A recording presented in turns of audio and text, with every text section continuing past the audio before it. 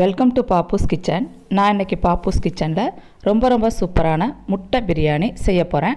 இப்போ இந்த முட்டை பிரியாணி எப்படி செய்யணும்னு நாம் இப்போ பார்க்கலாம் வாங்க. இப்போ இந்த முட்டை பிரியாணி பண்ணுறதுக்கு ஃபஸ்ட்டு முட்டையை மசாலாவில் நல்லா கோட் பண்ணி எடுத்துக்கலாம். அதுக்கு ஒரு கடாயில் ஒரு 2 ஸ்பூன் எண்ணெய் விட்டுக்குங்க. எண்ணெய் விட்டுட்டு அதில் ஒரு பெரிய சைஸ் வெங்காயம் கட் பண்ணி எடுத்து வச்சுருக்கேன் நீளவாக்கில், அதை சேர்த்துக்கலாம். சேர்த்துட்டு இதை நல்லா கருக வதக்கி எடுத்துக்கோங்க.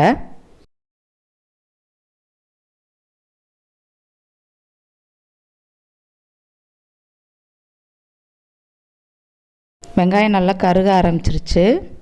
இதோட நாம் எடுத்துக்கலாம். இதுக்கப்புறம் அதே கடாயில் 1 ஸ்பூன் எண்ணெய் விட்டுக்கோங்க. அதில் அரையிலேருந்து 3/4 ஸ்பூன் மிளகாய்த்தூள், 1/4 ஸ்பூன் மஞ்சள் தூள், இதுக்கு தேவையான அளவு உப்பு சேர்த்துக்கோங்க. இப்போ நான் 4 முட்டை அவிச்சு வச்சுருக்கேன். இப்போ இந்த முட்டையில் 4 பக்கம் லைட்டாக கீறி விட்டுக்கிறேங்க. கீறி விட்டு ஒன்று இந்த கடாயில் சேர்த்து இந்த மசாலாவோட நல்லா பெரட்டி எடுத்துக்கோங்க. மசாலா கருகி போகாமல் இருக்கிறதுக்காக அடுப்பை லோ ஃப்ளேமில் வச்சுக்கோங்க. அப்போ தான் அந்த மசாலா கரிஞ்சிடாமல் முட்டையில் நல்லா மசாலா கோட்டாகி நிற்கும். இப்போ முட்டையில் நல்லா மசாலா கோட்டாயிடுச்சு. இப்போ இதை தனியாக எடுத்து வச்சிடலாம். அடுத்து நான் 2 கப் பாஸ்மதி ரைஸ் எடுத்து வச்சுருக்கேன். இப்போ இந்த அரிசியை ஒரு 2 தடவை நல்லா அலசி எடுத்துக்கோங்க. அரிசி அலசி எடுத்ததுக்கப்புறம் இதை ஒரு 30 நிமிஷம் தண்ணி ஊற்றி ஊற வச்சு எடுத்து வச்சுக்கலாம். இது ஊறட்டும். அடுத்து இதுக்கு தேவையான மசாலா பார்க்கலாம். அதுக்கு ஒரு பவுல் எடுத்துக்கோங்க. அதில் மிளகாய்த்தூள் 2 டீஸ்பூன், பிரியாணி மசாலா 2 டீஸ்பூன், தயிர் 1/2 கப், இது எல்லாத்தையும் சேர்த்து நல்லா கலந்து விட்டுருங்க. மசாலாவையும் தயிரையும் நல்லா கெட்டி இல்லாமல் கலந்து எடுத்துக்கோங்க. இப்போ இதை நல்லா கலந்து விட்டாச்சு. இப்போ இதை தனியாக எடுத்து வச்சுக்கோங்க.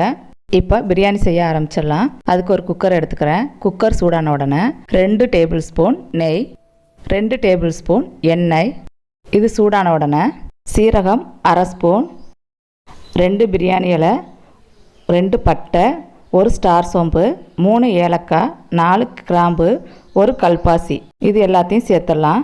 சேர்த்துட்டு இது எல்லாத்தையும் நல்லா வறுத்து எடுத்துக்கோங்க.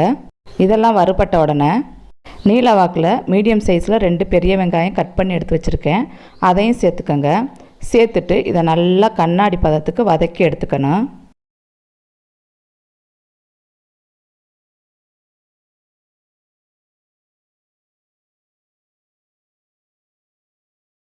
வெங்காயம் ஓரளவு வதங்கினதுக்கப்புறம் இது கூட ஒரு பச்சை மிளகாய், ஒரு கைப்பிடி புதினா, இது 2ஐயும் சேர்த்து இது கூட நல்லா வதக்கி எடுத்துக்கோங்க. புதினா, வெங்காயம், பச்சை மிளகாயெல்லாம் நல்லா வதங்கிருச்சு. இதுக்கப்புறம் 1 டேபிள் ஸ்பூன் இஞ்சி பூண்டு பேஸ்ட் சேர்த்துக்கோங்க. சேர்த்துட்டு இதோட பச்சை வாசனை போகிற வரை நல்லா வதக்கி எடுத்துக்கோங்க. இஞ்சி பூண்டு பேஸ்ட் நல்லா வதங்கிருச்சு.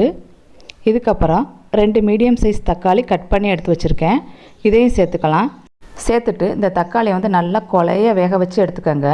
இப்போ இந்த தக்காளி சீக்கிரம் வேகிறதுக்காக நான் 1 டீஸ்பூன் உப்பு சேர்த்துக்கிறேன். உப்பு சேர்த்துட்டு இந்த தக்காளியை நல்லா கொலைய வேக வச்சு எடுத்துக்கோங்க.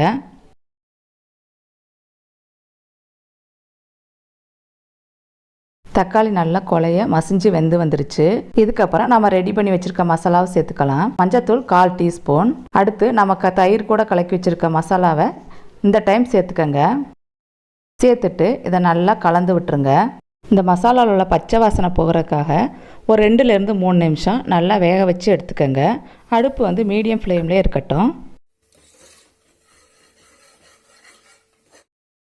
மசாலாலாம் நல்லா எண்ணெய் பிரிஞ்சு வர ஆரம்பிச்சிருச்சு. இப்போ நாம் ஊற வச்சு எடுத்து வச்சுருக்க அந்த 2 கப் பாஸ்மதி ரைஸை சேர்த்துக்கோங்க. சேர்க்கும்போது தண்ணி இல்லாமல் சேர்த்துக்கோங்க. அப்போ தான் தண்ணி சேர்க்கும்போது கரெக்டாக இருக்கும். இப்போ இந்த 2 கப் பாஸ்மதி ரைஸ்க்கு 3 கப் தண்ணி சேர்த்துக்கிறோம். ஏன்னா 1 கப் அரிசிக்கு 1.5 கப் தண்ணி, அதனால் 2 கப் அரிசிக்கு 3 கப் தண்ணி சேர்த்துக்கோங்க, கரெக்டாக இருக்கும். சேர்த்துட்டு இதை லைட்டாக கிளறி விடுங்க. ரொம்ப கிளறக்கூடாது, ஏன்னா அரிசி நல்லா ஊறி இருக்கிறனால உடஞ்சிரும். அதனால் லைட்டாக கிளறி விட்டால் போதும். கிளறி விட்டுட்டு இப்போ உப்பு செக் பண்ணிக்கிறோங்க. உப்பு பத்தலை அப்படின்னா நீங்கள் தேவையான அளவு உப்பு சேர்த்துக்கோங்க. சேர்த்துட்டு கொஞ்சமாக கொத்தமல்லி தழை தூவி விட்டுருங்க. தூவி விட்டுட்டு நாம் ஏற்கனவே வதக்கி எடுத்து வச்சுருக்க அந்த வெங்காயத்தையும் இதில் வந்து சேர்த்துருங்க. சேர்த்துட்டு நாம் மசாலா பரட்டி வச்சுருக்க அந்த முட்டையும் இது கூட சேர்த்துக்கங்க. இப்போ முட்டையை சேர்த்தாச்சு. இப்போ கடைசியாக கொஞ்சம் கொத்தமல்லி தழை தூவி விட்டுட்டு குக்கர் வந்து ஒரு 2 விசில் வர மீடியம் ஃப்ளேமில் வச்சு வேக வச்சு இறக்கி எடுத்துக்கோங்க. இப்போ குக்கர் இறக்கியாச்சு. ஓப்பன் பண்ணி பார்க்கலாம். முட்டை பிரியாணி நல்லா உதிரி உதிரியாக சூப்பராக வெந்து வந்திருக்கு. அடி எதுவுமே பிடிக்கலை. நல்லா உதிரி உதிரியாக பொலன்னு சூப்பரான முட்டை பிரியாணி ரெடி ஆயிடுச்சு. நீங்களும் உங்கள் வீட்டில் ட்ரை பண்ணி பாருங்கள். உங்களுக்கு இந்த வீடியோ பிடிச்சிருந்தா பாப்புஸ் கிச்சனுக்கு லைக் பண்ணுங்கள், கமெண்ட் பண்ணுங்கள். வீடியோ பார்க்குற எல்லோரும் மறந்துடாமல் சப்ஸ்கிரைப் பண்ணுங்கள். Eat healthy, think better.